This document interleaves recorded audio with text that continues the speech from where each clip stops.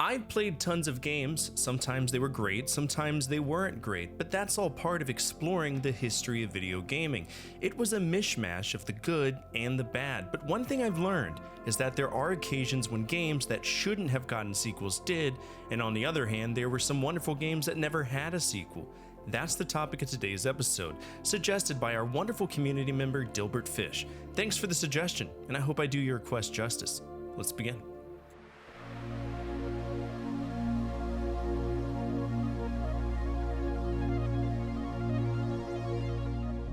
This was one of the most epic games from my childhood. I've mentioned it quite frequently.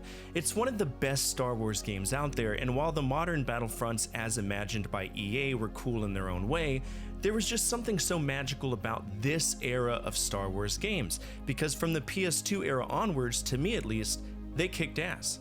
Not you, Connect Star Wars, fuck off! I think what was so magical to me about Star Wars Battlefront 2 was that we addressed a very specific chapter of the Star Wars story, which wasn't abnormal. Shadows of the Empire was also a very specific story, and of course all of the episode-driven ones were as well.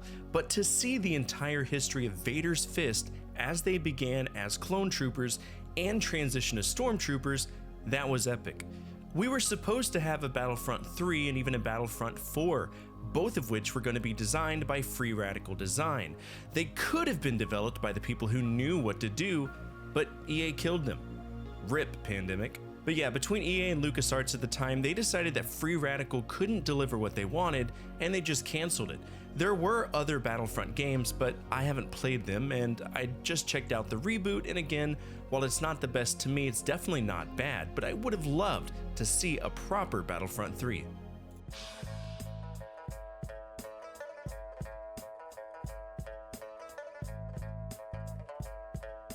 Sleeping Dogs has its own interesting history of bullshit that almost painted a picture of how the franchise was just doomed to fail. Have you ever played True Crime Streets of LA? Yeah, shitty GTA clone, but it's playable. What about the sequel, True Crime Streets of New York? Personally, I haven't, but I don't really look forward to it. But there was supposed to be a third one, True Crime Streets of Hong Kong, but it was canceled. Or was it? Well, it was supposed to be released, but it was canceled in 2011 by Activision Blizzard, and they sold the rights to Square Enix. Square Enix turned it into what we now know as Sleeping Dogs, which is a phenomenal game. I loved Sleeping Dogs. It was eons better than what True Crime could have ever dreamed of being. We play as Wei Shin, who is an undercover cop, trying to bust the Sun On Yee triad in Hong Kong. He rises through the ranks, and we see him kind of struggle between the police responsibilities he has and his established loyalty to the gang that he's infiltrating. It's a very interesting plot choice. The problem is, the company that made it, United Front Games, dissolved pretty quickly after the game, and they had a few more planned for the franchise. I would love to see more of this franchise, but I don't know if Square Enix will ever decide to do anything with it.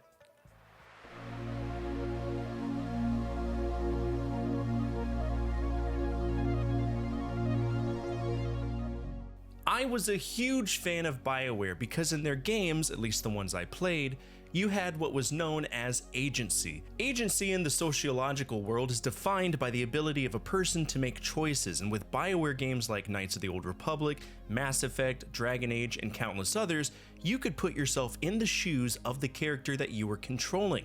The dialogue options and the implications of the choices you make carry through the whole game, and in the case of Mass Effect, it carried through the whole trilogy, and that is beyond cool to me.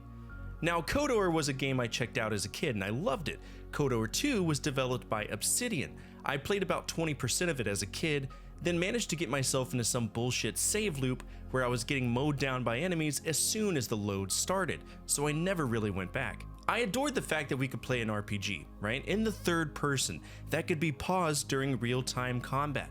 We had tons of choices to make, tons of force powers, a gallery of phenomenal supporting characters. Literally everything with KOTOR 2 was perfect, but it never received a sequel. Now, one could argue that BioWare did return with Star Wars The Old Republic, which still thrives to this day, but that's an MMORPG.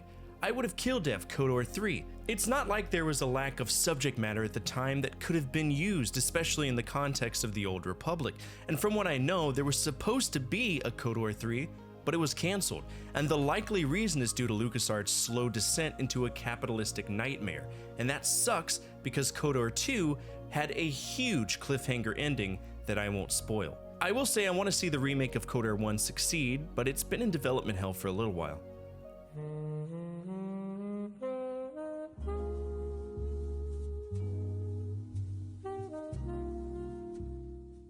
The Saboteur is an interesting game from a company I've already mentioned, Pandemic Studios. Pandemic as a company, they did some great games. I mean, they didn't have blockbuster hits, but from the 15 games they developed during their existence, there were some solid ones. The Saboteur, believe it or not, was their last game, and it's a game set in Paris where we're a saboteur going around and diddling the assholes of random Nazis, be it stopping their propaganda, destroying their depots, the works.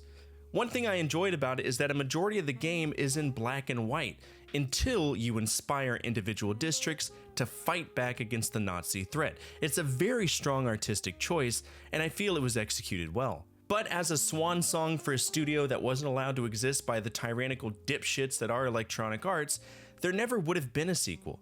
Could you imagine different resistance fighters in different areas during World War II? More enhanced infiltration systems, a choice-driven narrative. It could have been epic. I know the game isn't the best, but I would have loved to see another entry in the franchise, but again, that will never happen. If EA can't shit golden eggs and put it in a box labeled DLC, then legacy IPs and individual ideas will die.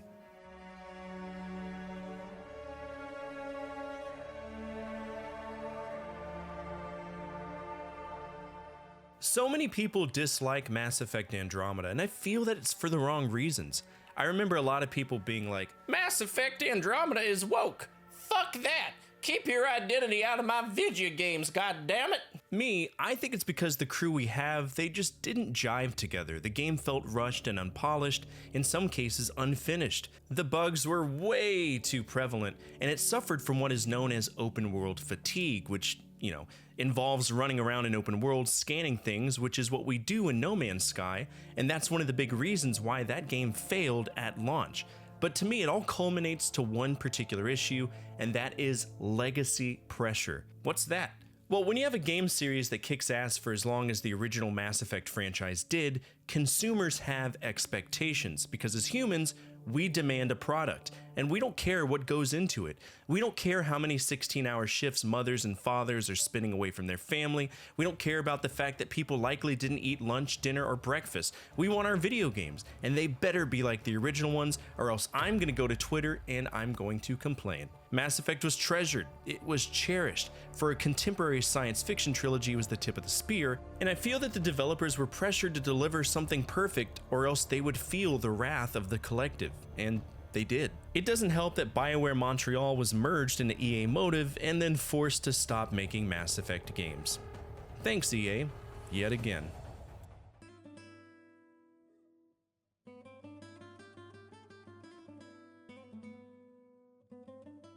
This is one of my favorite simulation games because it allows you to do whatever you want.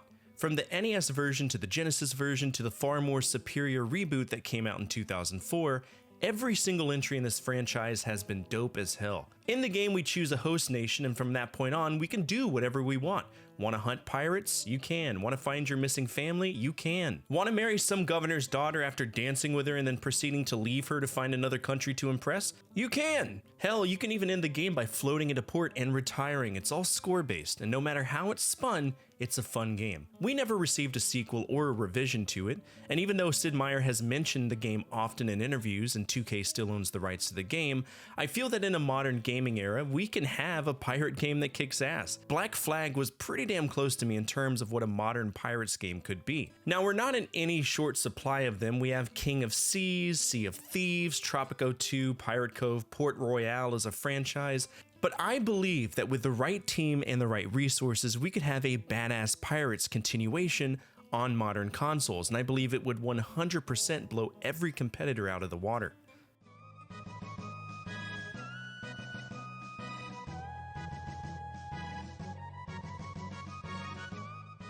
This one is pure wishful thinking. We all know Chrono Trigger, the greatest action RPG on the Super Nintendo, created by a dream team. Akira Toriyama's art, Yasunori Mitsuda's surreal music, and a joint venture between two people we never thought we would see.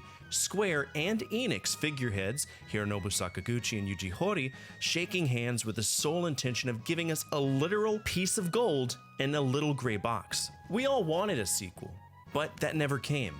What did we get though?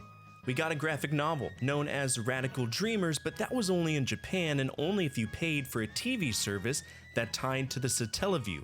The sequel that came out was Chrono Cross on the PS1, which did have all of the elements of the story of Radical Dreamers, but it was a parallel world, and in many it was lacking. But what if we created a sequel to Chrono Trigger playing off the distortions of time? I think the potential would be there. After all, the timeline had to have been impacted in numerous ways, and evil never rests. What if those distortions caused different ages to combine? The medieval age with the Jurassic Age, the Middle Ages being in 2300 AD. That would be insane. We could put all the characters back in, maybe even cross them with those from Chrono Cross, but the truth is, the likelihood of that happening is slim to none. We were supposed to have Chrono Break announced in 2001 by Square, but it was cancelled. And even though there were trademarks for it, they have long expired. But if a company wanted to rattle a fan base at its core, a direct sequel to Chrono Trigger would likely do that. The pop you would hear at the Game Awards would register an earthquake. I guarantee it.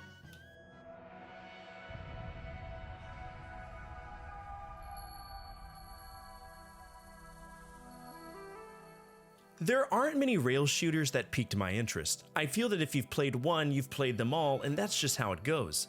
Panzer Dragoon was one that actually made sense to me, and the most recent full game, if we ignore the remake in 2020, was Panzer Dragoon Orta. It was designed by Smilebit, aka Sega, and it was on the Xbox. It was a gorgeous game even by today's standards. It had action, amazing art, the soundtrack was a bop, and the lore was heavy. We could fly on dragons with 3 distinct combat forms, glide wing, heavy wing, and base wing, and the bosses we fought were on a scale that was daunting to say the least. And what was magical about it is that it really played off the lore of the previous games. In some ways it tied up a lot of loose ends from Panzer Dragoon, Ilsvi, Saga. It was just a great game, and even though it didn't sell well, I like to think there's a potential to see more of the Panzer Dragoon storyline. It doesn't help that Smilebit was absorbed into other Sega teams, and you know, I don't really have much confidence in anything that Sega does because they've been doing nose beers for a long time, and really only focusing on Yakuza, which isn't a bad thing. It's just Sega as a company has so many IPs they could work with, and it feels like they just don't care, which is a shame.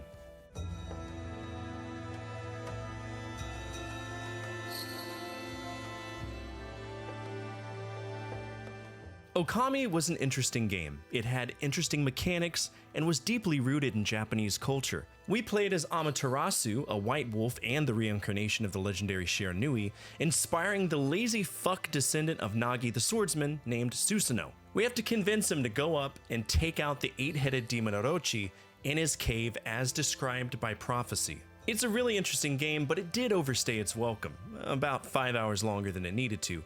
But the game was tremendously interesting, and I adored the ability to use the celestial brush to manipulate the environment, and also against bosses, and some people might have felt that it was a momentum break, but I actually kind of enjoyed it. Now the game did receive somewhat of a sequel. It was known as Okami Den, and it was on the Nintendo DS, which makes sense because we drew things in the game, so why not port it to the one console that was using touch controls accurately at the time, and it did well in its own way.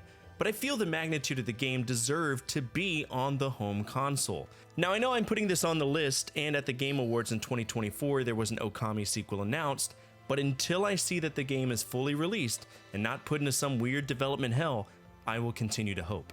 It's a legendary game from a legendary company, Clover. Fingers crossed we see it.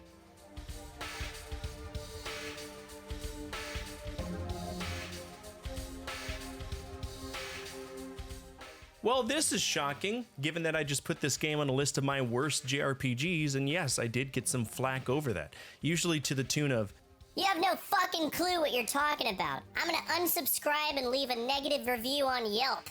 I'm gonna call my local congressman and ACLU branch to ensure that you don't repeat this travesty. But there is something about The Legend of Dragoon that stood out, and that was the potential for a sequel. There are elements of the game that pissed me off. The inventory management was weird, the dialogue felt extremely forced, and the overworld random encounters, economy, there's just so much that was stupid to me. But I did feel that the lore of The Legend of Dragoon could have been expanded for maybe 1 or 2 more games. And there was supposed to be a second Legend of Dragoon game. It was in development in 2000, but it was cancelled, and we'll likely never know why. There are some plot points that stood out: the Wingly War, the Dragons of the Past, and in comparison to other best-selling PS1 RPGs, this one just never got a sequel. This is an example of a company willingly not painting themselves into a corner when it came to storytelling, and while everything else was frustrating to me, there was room for expanding that lore. Issues can be fixed, dialogue can be translated better, the music was already fire, and as games get released, most of the time we see the things we don't like disappear. So I think had there been a sequel, it would have been great. But who knows? And that's it for today's episode. What did you think of this list? Are there any games that you wish had sequels? Feel free to share them with the community down below in the comments section. Speaking of our community, if you made it to the end of this episode, you're already home in our community. We're a gathering of retro gaming enthusiasts that love to remember when life was just a little bit easier to live. And if you align with that, feel free to subscribe. Finally, the single most important thing you can do for me is to hit that thumbs up button, as it directly impacts the visibility of the videos and the projects that I work on every single day. As always, from my family to your family, good energy, good vibes. Fortefyre out.